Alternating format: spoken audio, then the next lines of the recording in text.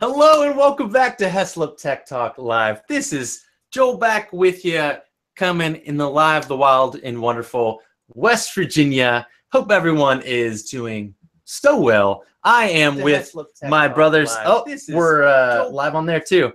My brothers Josh and Jeremy. Josh, as you do some air drums, can you introduce yourself to the friends? Hey, Josh Heslop, and I am live on the winternet, winning. You can find me at youtube.com/Josher14 and Josher.net. I do lots of gaming and tech reviews and lots of Surface Pro stuff. So check it out. Yeah. Jeremy, do you want to introduce yourself to the tech fans? Absolutely. First off, nice shirt, Josher. Favorite band ever. Oh, what sacrifice? Nah. Yeah, so we're here in sunny California, Maryland. Just kidding, Maryland. There is a California, Maryland, but it's not near me. And we're having a good time. You can find us on omnitechpro.com, and we're getting ready for the 4th of July weekend. Yeah, it's pretty magical. You got the extended weekend a little bit. Some people get off Monday as well, maybe. You know, be getting crazy. So I'm looking forward to some fireworks, some family, some good stuff there. But none of that right now because we are talking tech. We are going to jump right into it, and we're going to start with a little bit of a goodness with the Honor phone. So Honor is a part of Huawei, and they came out with they've been crushing it lately. And let me switch this to my other screen because it is not letting me share here. There we go. Yeah, so the Honor 9 is looking pretty solid. I'm liking this.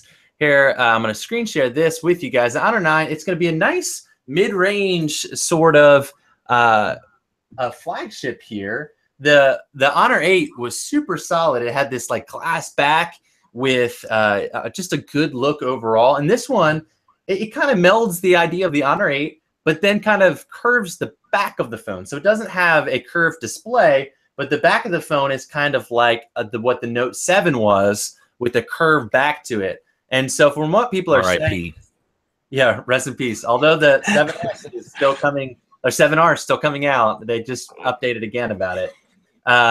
So the Honor 9, I mean, it's just a more polished version of the Honor 8 with more metal around the edges, a little bit curve on the back. It's looking like it feels really good in the hand. 15 layers of glass panel. I don't know. It break as easily. Yeah, exactly. Only had 7 of my layers break. I still got 8 more to go. Oh yeah, 8 more layers to break. So I like it. I think it's looking good. I mean, it's not going to blow anybody's mind here with the design, obviously, but it looks like they're kind of figuring stuff out. And it's a smaller phone, so it's a 5.15 inches. So if you're kind of like looking for a phone that still has really great specs, that's smaller. The trend here is the better specs are kind of on the bigger devices. So this has an ARM chip in it, which is interesting. There's 6 or 4 gig of RAM versions. They're region specific, so you kind of got to look at that.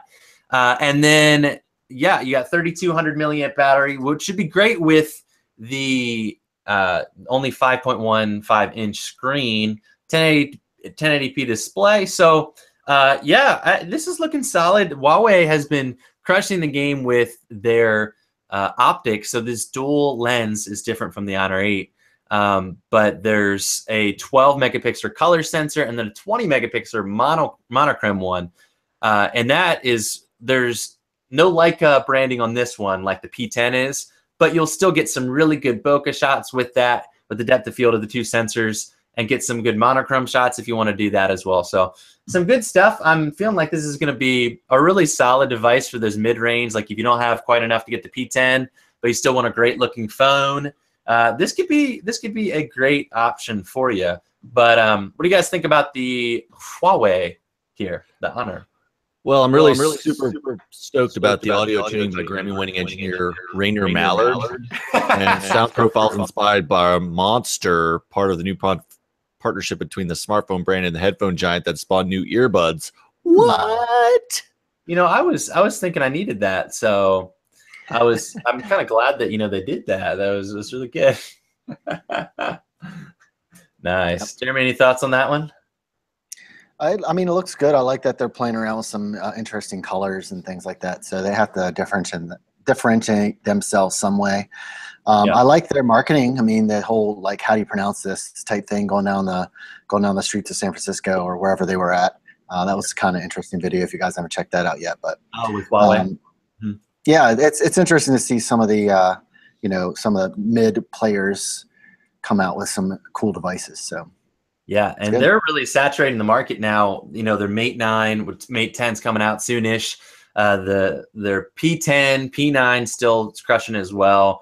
Their Honor 9, they're kind of widespread at this point, just really moving out all their different devices. So be looking out for these Huawei devices that are really stepping up their game here. But moving right along, Jeremy, things are exciting. They're all over the place, but sometimes things are a little bit boring. What is the Boring Company, and what do we know about it? So the Boring Company actually started as a Twitter joke by Elon Musk, and as we all know, kind of an Elon Musk lover. Elon Musk, and, between SpaceX and Tesla, is where he spends most of his time, but. The Boring Company started on Twitter. It was a vision of having boring under the ground tunnels that they transport cars. Well, this pipe dream has started to become a reality. So they actually have get the drums going, double bass pedal. So they actually, if you haven't seen the video from May, it's pretty amazing. They actually do have a working prototype sled that was going under the ground up to 125 miles an hour. Whoa! And it's just underneath the Tesla. It goes like from one side of the Tesla campus to the other, kind of thing. To actually now have the full sled that the car would potentially go into. And they have the prototype up and running. So what this does, it's a car pod that would be above ground. You would drive your car into it, and then it would go underground, and then through software or whatever in your car, supposedly a Tesla, this is what they had their example photos from, would you tell your car where you needed to go. It would go into the sled, go underground with the pod, and then take you to wherever you needed to go, and then take you back above ground. Yeah. Almost like an elevator. So, but you would get there at 125 miles an hour, or however they would optimize it for these devices.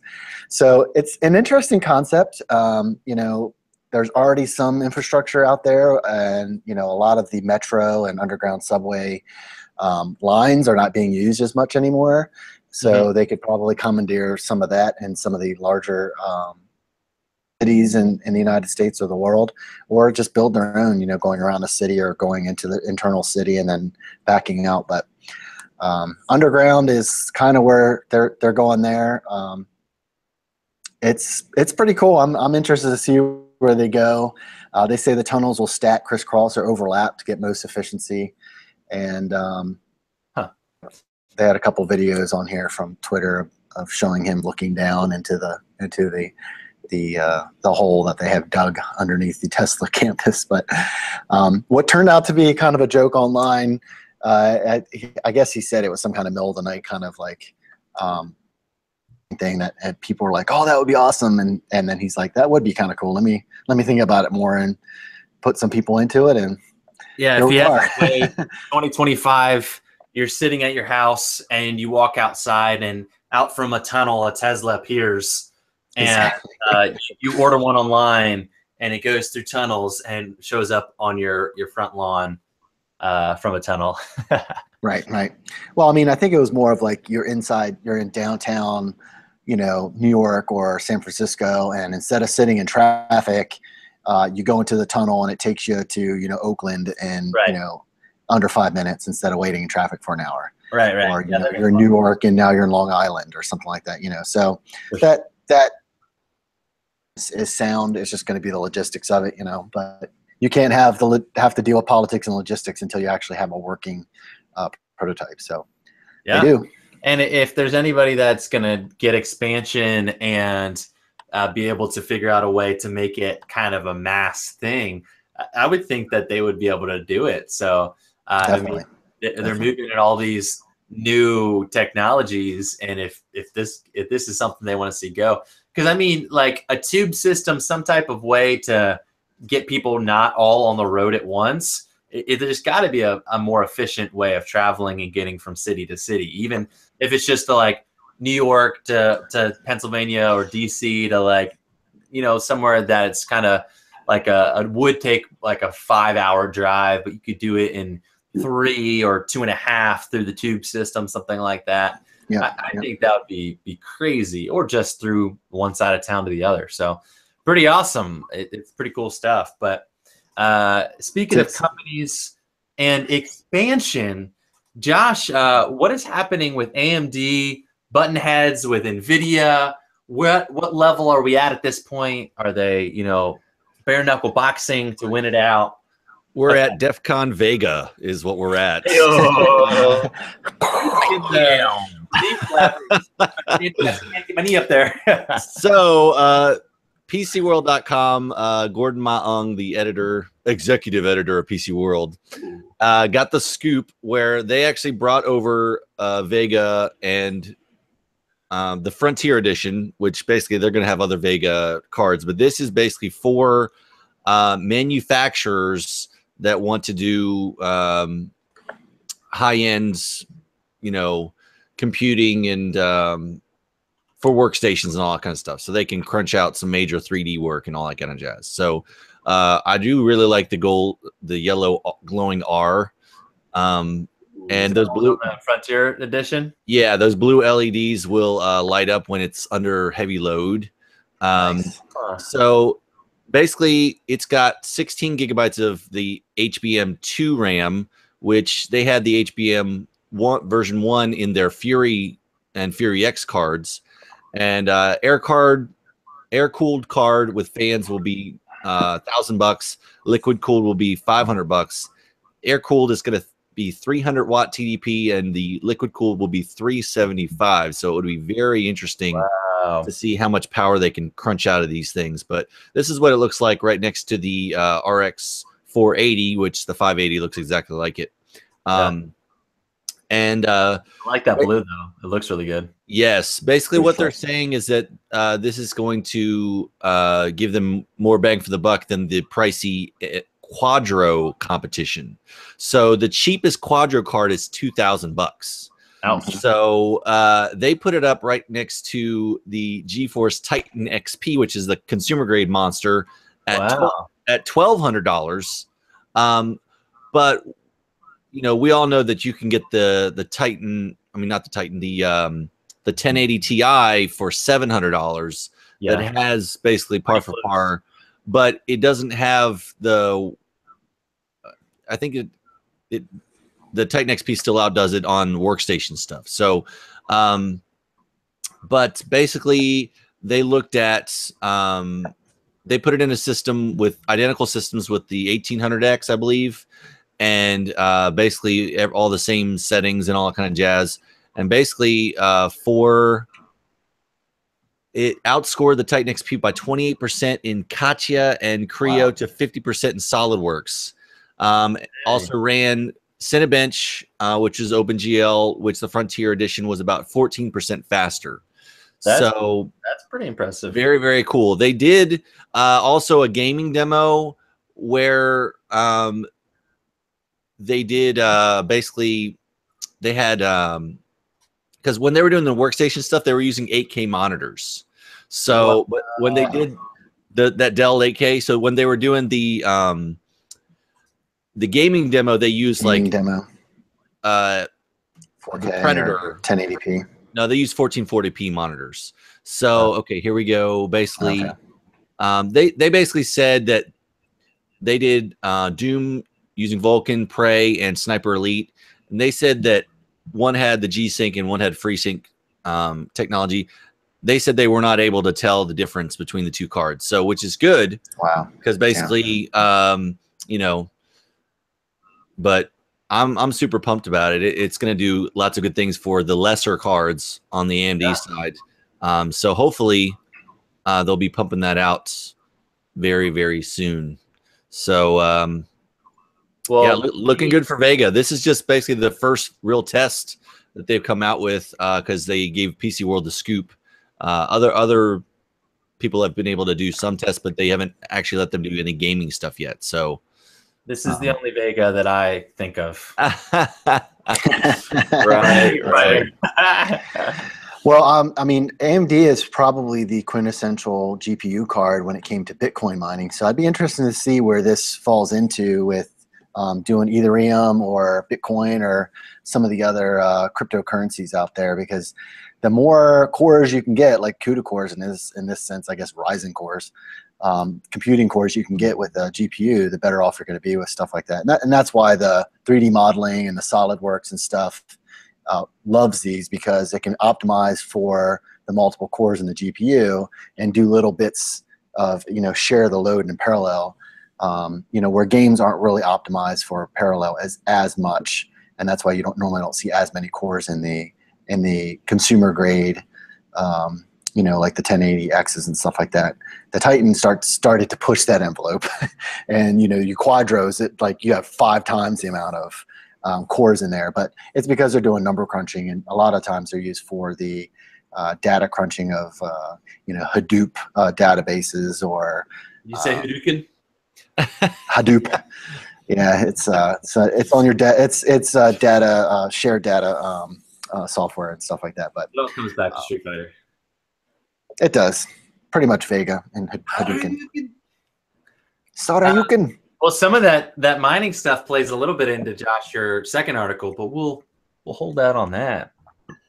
Well, moving right along here. So speaking of some new technologies and things that are pushing the envelope, Qualcomm has kind of stepped it up a bit here. And they are kind of releasing a new technology here. So one of the things that people were thinking would happen was that the Galaxy S8 would have a fingerprint reader on the front under the display. And then they're like, no, that's not going to come. And then they're like, well, iPhone 8's going to have it for sure. And so that's still a rumor. But Qualcomm has actually stepped it up, and they are releasing software and hardware for this. So the next gen Qualcomm fingerprint sensor for display works under OLED screens.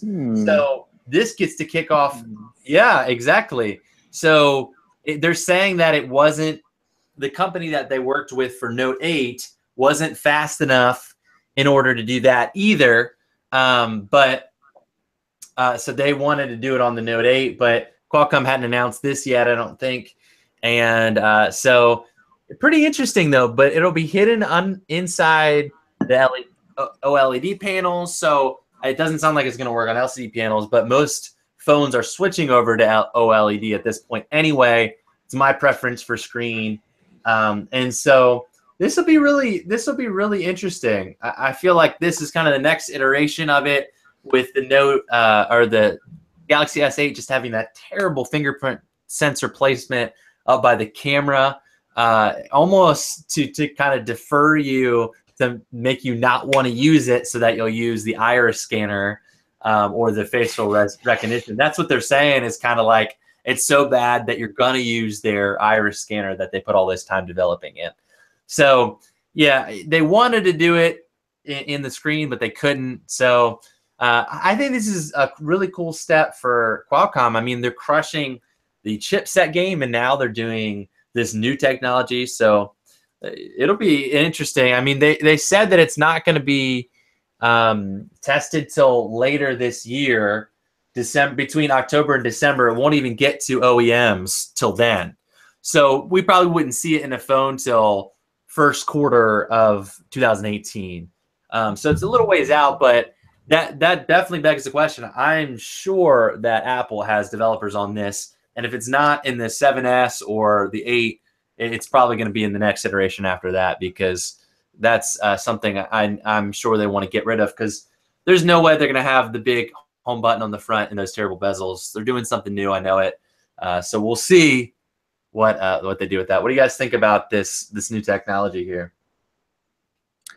It's what has to happen. I mean, the readers are okay, but they just take up more space. So the more they can remove buttons and ways of having, dust and water and different things get into the phones, the better they're going to make the phones more rock solid. So I'm all about it. I'm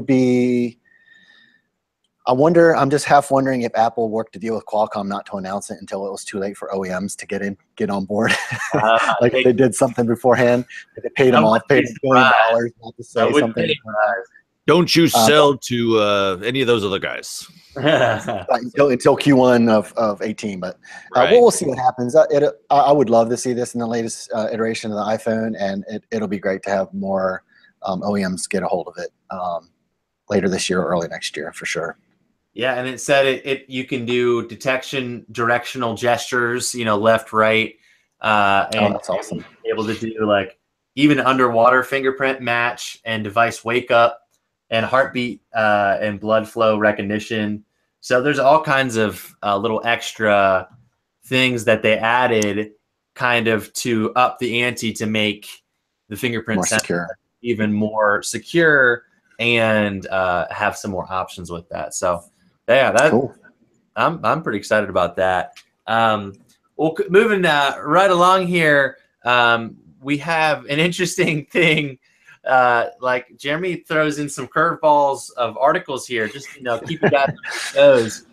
And we got some robotics coming along here. Jeremy, what do you got here for us today? Well, we're tech talking tech, so this is related to technology, right? It kind of brings all of the things that we're talking about: AI, drones, robotics, police officers who just happen to be on here, So we got in Dubai, the police department is deploying a tiny police robot car. Yeah, and this thing is it looks better. It looks better right here. So it's interesting. So it's basically, it has, almost like your Google car with a 360 scanner, and it's supposedly going to have biometric scanning for facial recognition and able to identify suspicious objects and things. And if they find somebody who's on a most wanted list or something like that, they'll launch a mini drone off the back to follow the suspect around wherever they're patrolling and things like that. So I just thought this was kind of interesting that they could deploy something that an officer wouldn't have to be in an area that normally wouldn't have to be policed as often, like a park or along a river or some place that would be touristy. That they wouldn't need a lot of officers on the street to beat people in the head. But if this just so happens that somebody comes along, they can warning Will Robertson, a little police car chasing after you. Or you can even like a more dangerous area that they send it in. Sure. Have actual police bodies there to kind of check out the area. I wonder if it has like R2D2 type abilities where it can shock somebody. I don't know. I can just see it being instead of shooting out a lightsaber, it can shoot a baton to the police guy. They're like exactly. Hits your hand and then you be able to police baton someone. Well, I just like bad areas of town up on cinder blocks or something like that. I really enjoy the quote from the Dubai police chief. Essentially, we aim for the streets to be safe and peaceful without a heavy police patrol, said Dubai police chief Major General Abdullah Khalifa Al-Mari. Exactly. Yeah, it is named the OR3, so it's kind of like an R2D2, but it's an OR3. But I just thought it was kind of neat because it's just technology, probably a little overkill and a little silly, but I'm all about overkill and silly sometimes. So yeah. So they already have robots for SWAT scenes and stuff like Oh that. yeah, So blowing up bombs and things. Yeah. Yeah, the Dallas shooter situation got killed by a robot. So yeah, it happens. Crazy. So robots, they're all around us. Yeah, you know what? Welcome to your computer overlords. Right. Wow. Oh man. Well, moving right along, Josh, you're speaking more of those video cards. What's happening recently? People are stocking up on them, and what's happening here? Everybody wants to make money using data mining and cryptocurrency, and right now, it happened when for some reason, people flock to AMD's cards because I guess they're using some sort of the architecture of their cards works better, but also we're seeing it on the GTX side with NVIDIA GTX 1070 and 1060 going ballooning out of control because of the Ethereum cryptocurrency. Yep. And so essentially now is not a good time if you want that sweet spot.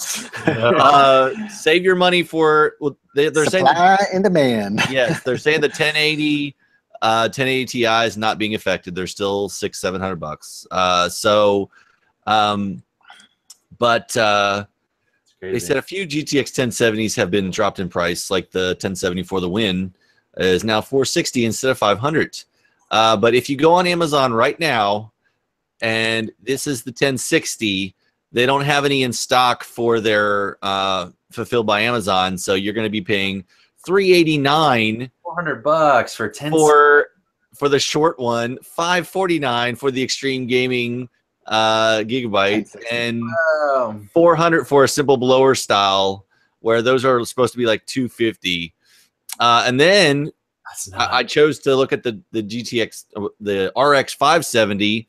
And those don't have any main guys. You can find the 474 gig for $190, which is correct, but that's the old card. Yeah. And the 570, 483, 549, 449. So yeah, sad face. If you want to get, if you got a FreeSync monitor and you really want a 570 or 580, you're probably gonna have to go donate some plasma or give some blood. Oh man. Perfect. Yeah, the problem is that Bitcoin mining right now, it doesn't make sense with a GPU because you end up spending more in electricity than you make in Bitcoin unless you have very cheap electricity. And there are people that have warehouses in weird places in the middle US and like Washington State where they're like pennies, less than pennies for kilowatt hours. And they literally have people set up over there to put in full tractor trailer back sized racks of ASIC miners, not even GPUs and CPUs, but ASIC miners that are specifically burned coded chips that just do the Bitcoining stuff in those areas that have really cheap electricity. Now, that doesn't mean it's not fun, and you at your parents' house use their electricity; they'll pay for it. But you know, the ASIC kind of mining is really for Bitcoins. Now, the Ethereum, the GPU mining is still pretty efficient. So I haven't seen anything on the mining side for Ethereum that can even use the ASIC boards right now, the specific things for that. So GPU is still good for Ethereum mining. So that might be why people are doing it, since Ethereum is like, I don't know, 1,200% what it was a couple months ago. That's nuts. But it'll equal out, you know, as soon as the gold rush comes down. I'm pretty sure Ethereum will come down, and those GPUs will come down in price again. Don't worry. Yeah, that's bonkers. Yeah, I mean, even things like SSDs are a little bit up right now. I don't know what that's. RAM's up. RAM's up. It's crazy. Everybody's buying up. It's costs more to build a PC right now than it has in a long while. We can blame it all on Apple. They're buying up all the SSDs and Yeah, RAM to put in their phones. There was an article that said Apple was only going to be able to manufacture 4 million of their new iPhone version at launch because Samsung can't produce enough and their partners can't get enough parts to them and stuff like that. So we'll see. Maybe they'll be able to pull something out of a hat somewhere, but yeah, or out of the but it affects sweatshop. everywhere. Yeah, Foxconn. Hello, 11-year-olds. They're all using cheap labor. I'm for sure about that, but that's crazy. Well, speaking of cheap, there's a pretty sweet thing going on now. The Alcatel Idol has been a great series. They really came on with their 3S, just really doing well for a 5-inch version, a 5.5-inch version, and now they just came out with the 5S recently, and you can get it crazy cheap. You can get it $200 contract free, but it's with a catch because this is an Amazon like exclusive premier Prime subscriber version that will have ads on it. So the 4S was $350 and was a really great deal, and it came with a VR headset and with it, which was pretty cool. But as you can see with the 5S, it's going to have the front-facing speakers, pretty solid, no frills kind of device there. But this will do unlocked for $200. So you'll have to, go with the ads that'll be on your lock screen. You can also do it in a $280 version without anything. So $80 for no ads. That's steep. That's pretty big deal. So I'm sure the community is going to figure out, hey, how to hack a custom ROM on here and get rid of the ads. They're going to do it. So $80, that's such a tax. Ah! Yeah. So the specs actually went backwards with the 5S. They're actually not quite as strong. But instead of $350, you're going down to $200 with the ads. So a little sleeker of a device. They're coming out with a Sprint and Verizon version later. This is just the GSM version. So, this is kind of like a direct competitor like the Moto G5 and some of those other things. I like that they have these options. So this is pretty cool. It's here or there if this is something you want to check out. And it maybe even like if you have a teenager that wants a first phone and $200 is a lot better than buying a $700, $800 iPhone for them. Something like that. So if they can scrounge some pennies together and flip some burgers and help pay for it, or pay for themselves, this would be a cool option with that. So the complete opposite end of the spectrum, you guys always ask for some Note 8 goodness. And right now, here's a second render of what the Note 8 might be with a kind of a raised camera bump. And I've seen it both ways. I've seen it with this vertical camera layout, and then I've seen it with the horizontal layout. And there's like so-called confirmed versions of both. So I'm not quite sure where that will be.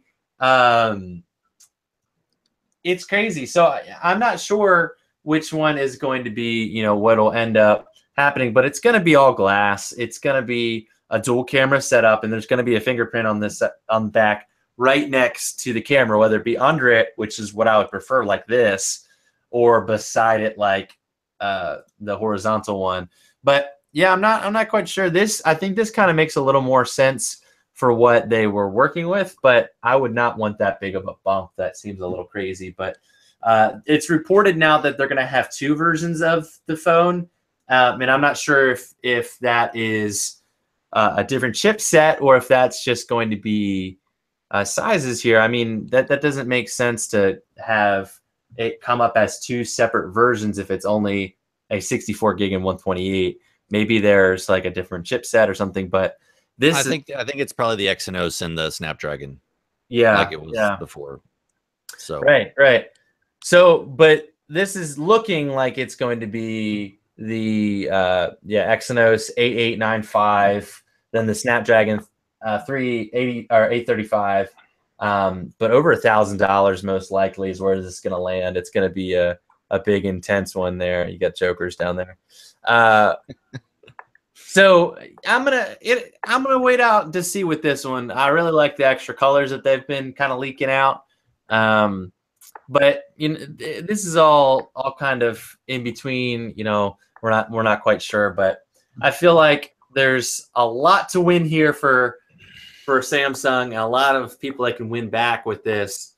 I hope this isn't a misstep for them. What do you guys think about the Alcatel 5S and then going the opposite spectrum with the Note 8? Oh, the Alcatel. It's $200. I mean, it's a good, decent offering for parents that don't want to go crazy on it. I agree with that. But I mean, $80 for no ads. You can buy the G5 for $250. So I mean, save yourself some money. Or you can just get it. That has an A10 in it, so that's even a better chipset. Just get a Go phone for your kid. Just be like, here. I know you're gonna ruin it anyways. Right. I don't know. My kids are too young. They'll probably just get my hand-me-downs. Be like, hey, here's a phone from 6 years ago. That's the only thing I feel like you'll, not ruin. But I know. Yeah. But if Greg's watching, Greg Lehman, a buddy of mine, his son, he gave him his Nexus 5, and it just died like a couple weeks ago. Finally, but he had been running for years. He used it all the way through, and then he gave it to his son, and then they actually replaced the battery in it and a couple other things, and was still crushing it. And since it's all stock Android, it was still running pretty smoothly. But the biggest thing was just the battery life kind of died out on them, and they had to replace that. But yeah, I definitely see the use for that. And the Note 8, I'm gonna hold it. I'm not gonna buy it on day one. I mean, I might not even buy it. I don't know, because I got the S7 Edge, and I don't know. I like having the stylus a lot, but maybe that 7R will win me over for like $400. I mean, that's like $600 less. Unless they're doing some sort of crazy deal like buy one get one free or something like that. I don't know. They've been doing that a lot lately. Samsung's really crushing it with all their special coupons and stuff for buy one get one and all kinds of stuff recently. No doubt. But, so which by the way, have you tried Honey? It's this new hashtag sponsor, hashtag ad, hashtag no, just kidding. Hashtag we're not getting paid for this, but we want some referrals. Please. No, cool. Well, do you guys, Jeremy, what do you have going on out your way? Yeah, just having fun, rocking it this summer. Helping people stay away from Petra and WannaCry and all the new scammerware and malware that's been popping up, ransomware. So just be careful out there, people. And we'll be doing a couple videos here or there and some blog posts. So keep an eye out for that. Nice. Joshua, what do you got going? I just got a new giant desk and 80 inches by 30. It's unbelievable. So I may do like a desk setup tour. I just did get the Surface Pro i7. It looks the same as the i5, but I swear there's a fan in there. I swear. I haven't been able to hear it, but I haven't done any gaming on it yet. So I'm just getting everything set up to do some videos. But I just rolled out World of Tanks and World of Warcraft on the i5 videos, and I did my review after 2 weeks of using the i5 Surface Pro and my thoughts, and it actually has gotten a lot of good feedback. And so yeah, check it out if you're thinking about getting a sweet tablet hybrid. We're all things Microsoft Surface. Totally. I'm not being paid to say that. Really, I'm not. I'm just a fan. So we do have a fan now in the i7. Yes. Yes. But you can use a fan on the i5 and get some decent performance. But there you go. Yeah, he also has some cool hacks on some ways to get better performance with your Surface Pro lineup that could work on basically any of them. So he has a video on that if you check it out on his channel, and some of the stuff will work on regular laptops too. So, well, cool. Thank you everyone for watching so much. I have a new Pocketnow video coming out probably beginning of next week or so. Have a few other videos in the work for this channel. It's just getting time between a couple different things right here. I picked up a few new things for videos that I'm excited to do for you guys soon here. But I hope you guys are doing so well and that you have a wonderful holiday with family and friends. Enjoy it. You know, have a good one. Have some hot dogs, maybe a veggie burger, whatever is good for you. Check your local laws to see where fireworks are illegal or not, because this is a PSA. In Houston, $500 for sparklers. What? And anything larger than that, like, you know, your cherry bombs and stuff like that, it's $1,000. Nice. So, of course, that's if we catch you. So, in West Virginia, they're like, don't blow off your face and you're good. Right. So, lots of people go out of county. They go into the county and down to the beach there by Galveston. And there they can do it because there's not as many people down there. So, you know. We're shooting off real guns as our fireworks are going off. Yeehaw. Well, that's a lot of the hombres down here. Well, cool. Like crazy. Awesome. Well, thank you guys so much for watching. We have enjoyed it. But as always, you know what you guys should do? You should keep class.